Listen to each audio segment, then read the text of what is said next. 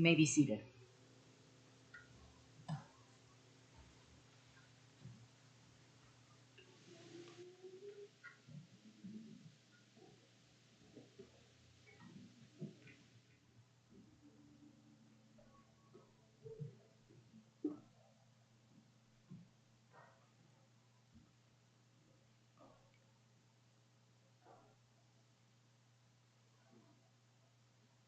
All right. Well, I want to show you something. I want to share something with you. That is a patch of dirt. That is a section of my backyard. I know it's exciting, right? But there's a story to this little patch of dirt. This little patch of dirt has been through a lot. When we first moved in February 21, I'm thinking, it was February 21, there was snow on the ground. So when we looked at the backyard, we only saw snow. We didn't realize that what was hidden beneath all that snow were many, many railroad ties, all lined out in a row. About over 60 railroad ties. So for the first year that we lived there, Wayne tried to move some of them to the detriment of one of his fingers. And then I tried to pretty up the remnants of it by planting flowers on top of it. But that didn't really work. It wasn't really safe, and it was an eyesore. So we knew they had to go. So last year we had them safely removed, and we know we can't plant vegetables there because the railroad ties see chemicals in them.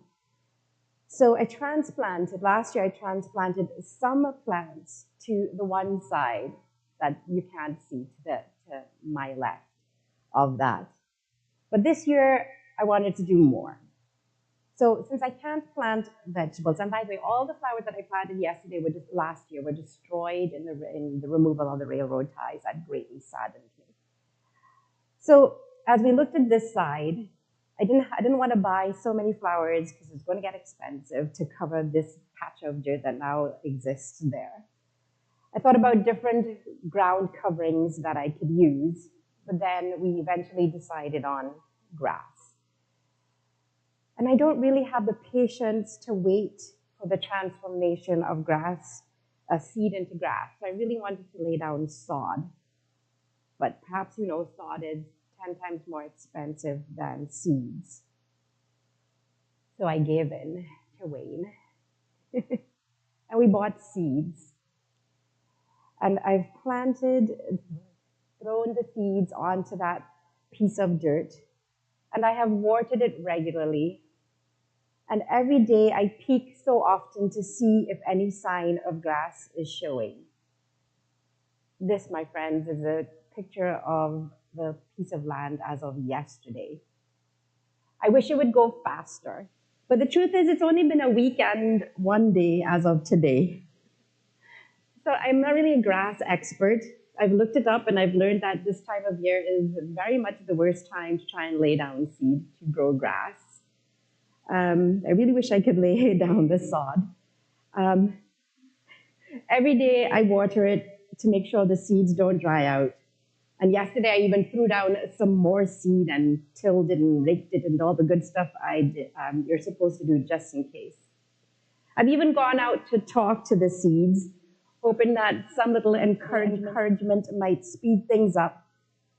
But despite my best efforts, the growth, if any, is mostly invisible right now. And I know it requires patience. I know it requires hope that I have done as best as I could for these little seeds, that I have worked in faith, and that now I have to sort of rest in hope that growth is happening. But in the meantime, the very frustrating thing for me is, if you can see, although I think I took out all of them, is what do you think is sprouting up rapidly instead? Weeds. Weeds, weeds, weeds, and lots of weeds. And I find it frustrating because I wish I could control every aspect of this process. I want to pull out the weeds and make sure they never come back. I wish that the grass could grow faster, but I can't. And it's annoying because I just have to work in faith and rest in hope and trust the process that the grass will eventually grow in its own time despite my frustration. And that brings me to the message for today, where Jesus uses the images of seeds and growth to teach us about the kingdom of God. Because just like my patch of dirt, the process may be slow, may seem not even to be happening, but it's my hope that incredible things are happening under the surface, and that maybe in a month's time, y'all can come and run around on the grass. Does it matter? Does it matter that we have to work in faith and trust with hope? Or work in hope and trust in faith? Work in hope and trust in faith. And I think it does, because working in hope means that what we think we are doing does make a difference. And I think this parable, the first parable anyway, is also telling us we need to know when to let go and when to rest, just as the person in that first parable does. Our need for control, our need for the outcome to happen as we want it and when we want it, does not always align with God's will. We cannot outwork God.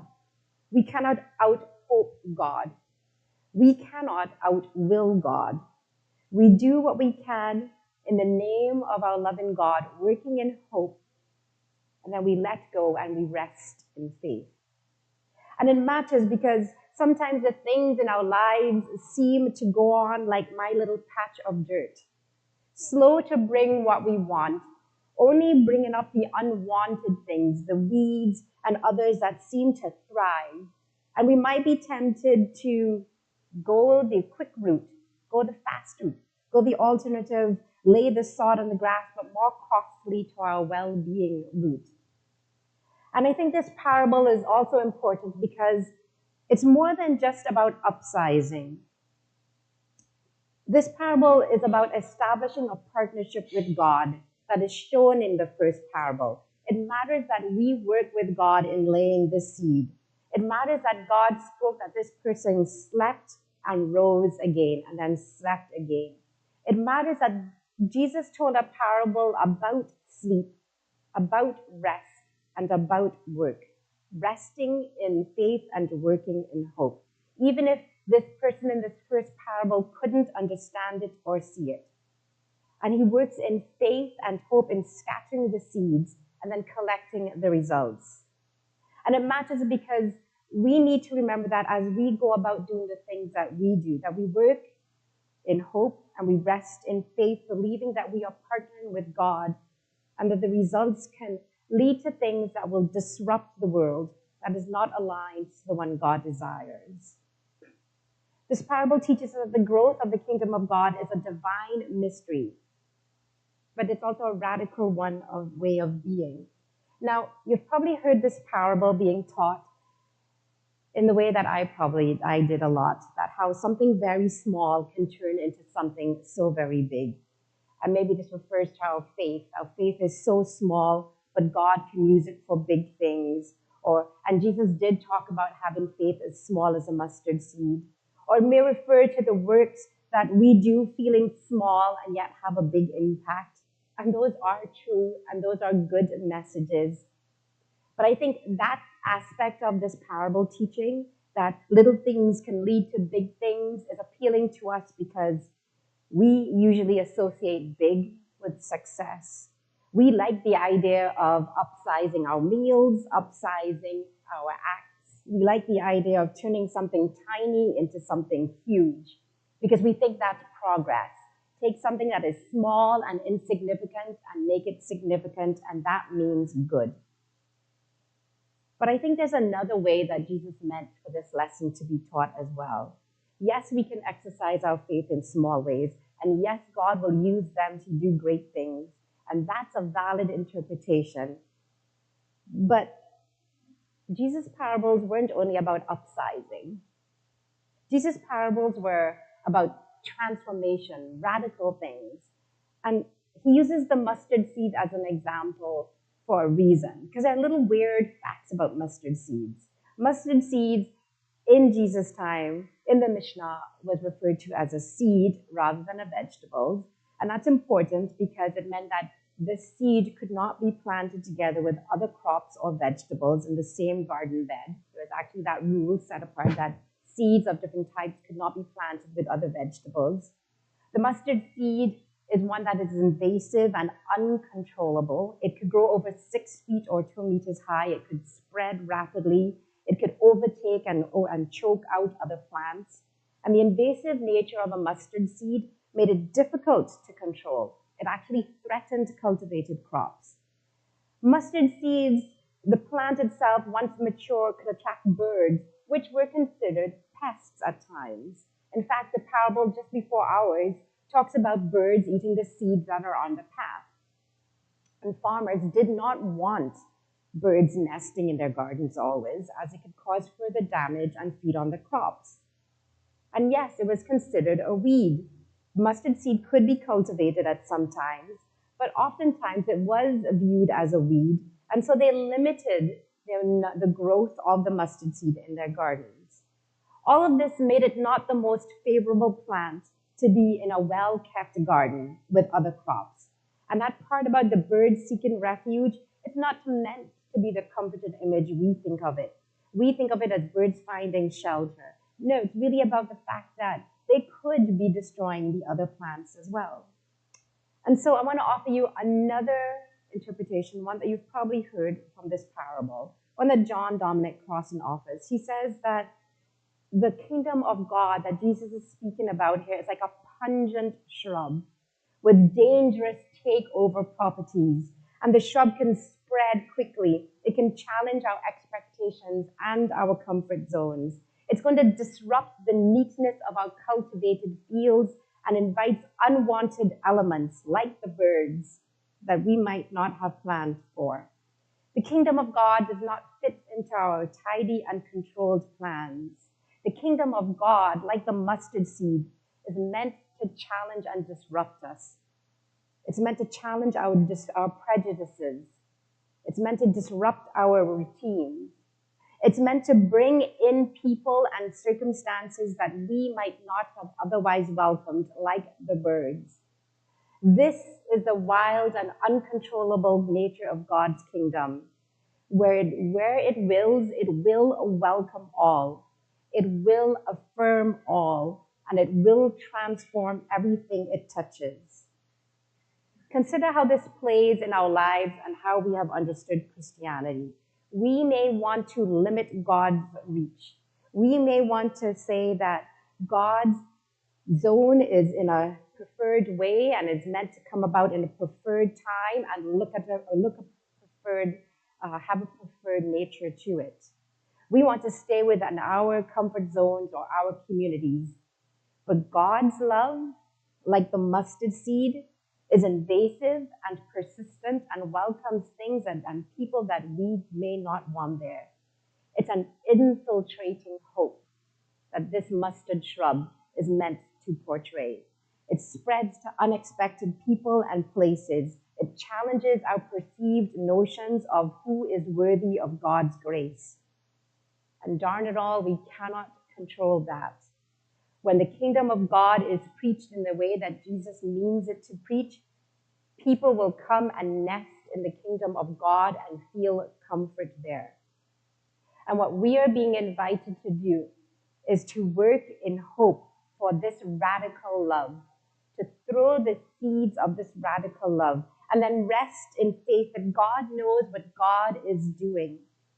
The kingdom of God is not about maintaining control or comfort. It's not about who is in and who is out. The kingdom of God is about infiltrating hope. That means radical inclusion and transformation that will disrupt our status quo. This means that we must be open to God's kingdom, growing in ways and places we do not anticipate. It means welcoming and affirming those who may have not been considered before. It means embracing the outcast and the marginalized and trusting that God's plan is far greater and more reaching and more inclusive than our own. The kingdom Jesus proclaims is something we cannot control, and it is definitely not safe. The kingdom of God comes to overrun, to take over, to transform the kingdom of this world. It feels as though in this world we are pushed so many untruths. We are pushed the notion that there's limited justice, and only some can get justice and others can't. We are pushed that scarcity is the norm, that we should be living in fear. We are pushed that economic inequality is just fine. And if we are without, it is our own fault. But that is the kingdom of our creation, not of God. Those are the creations of humankind. And as followers of Jesus, if you believe all people are called to flourish, then maybe in this parable, Jesus is saying the kingdom of God is infiltrating the kingdom of the world. That our works are meant to be works of hope, that we are meant to rest in faith, and that the hope that we lay will be a hope that will entice you, that will prod you, that will poke you, or work you toward the vision of the kingdom of God that God proclaims. We are called to work in faith. We are called to rest in hope of the kingdom that isn't just about upsizing, but about radical inclusion. And I think that's what Jesus is offering here in this parable, this dangerous, infiltrating hope that God's kingdom is coming in God's time. And while we cannot control it, while seed weeds may come up that frustrate us, while we cannot summon God's kingdom, we can actively participate in it by aiding it, by working in hope, by resting in faith for unexpected growth. But more so, we can experience God's kingdom in the here and now by offering radical inclusivity. That is what makes this story a parable, not just a moral about how little things can lead to great things. That is what makes this parable so dangerous and so topsy-turvy to the world's teachings. I think if I were to offer you 3 things that this parable can offer for you to do, it would be to set a rhythm, first and foremost. You are not God. Just like I cannot make the grass grow faster, you cannot and I cannot bring about the kingdom of God any faster. But we are called to work in hope that the kingdom will grow. But then we're also called to rest in faith that God is at work in the world. So I offer you the opportunity to sow the seeds. Continue to plant seeds of faith and kindness and love in the lives of those around you. And don't worry about the immediate results, just that God is working in ways that you cannot see. Respect that some aspects of God's work are beyond our understanding. Like the farmer in the parable, we rest in trust, in faith, and trust in God's mysterious process of growth. Embrace the inclusive nature of God's kingdom. This parable spoke about what God's kingdom is like, and it spoke about this invasive, pungent shrub providing shelter for birds that might have been seen as an invasive species, not welcomed. And yet Jesus is saying, this is a welcoming presence. God is asking us to be a welcoming presence to all, extending love and hospitality without discrimination. Focus on planting seeds of faith and love in our community, trusting that God will nurture these efforts into something greater. But set the rhythm and allow others to set their rhythm too. So don't just leave one person to do all the sowing or all the plucking. Offer to sow seeds too. Offer to pluck seeds as well. Do your part so that they can rest in hope, and so can you. And then welcome all to this radical, inclusive, invasive love, this infiltrating hope of the kingdom of God. And it matters It matters that you do this. It matters because it aligns with God's divine purpose for us. Our understanding in God's kingdom is not to ensure that people are abiding by the law, but living in grace. It matters because we are meant to be instruments of the gardeners of love and grace. We are meant to ensure that people are nurtured, that they are watered, that we even talk to them and encourage them. We are transforming the old into the new. We are transforming our world into ways we may not immediately see, but we trust with faith that it will come to fruition. So remember, our job is to work in faith, work in hope, and rest in faith.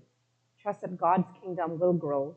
Trust that God's kingdom is meant for all and will welcome all. And may we be faithful in our small efforts, knowing they contribute to God